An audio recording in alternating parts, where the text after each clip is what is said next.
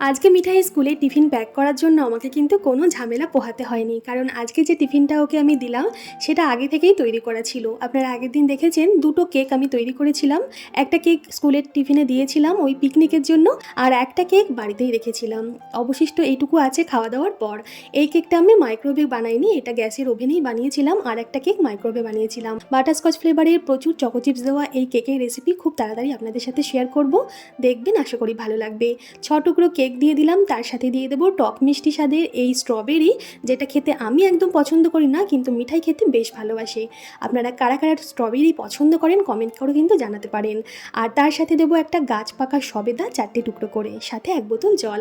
কেমন লাগলো টিফিন বক্সের আইডিয়া অবশ্যই জানাবেন। আজকে নাম নেব দেবমিতার। দেবমিতা খুব রাগ করছে ওর নামটা নিচ্ছি না বলে। দেবমিতা, তোমার জন্য রইল আমার তরফ থেকে অনেক শুভেচ্ছা, অনেক ভালোবাসা। ভালো থেকো খুব, আর এইভাবেই পাশে থেকো। ধন্যবাদ।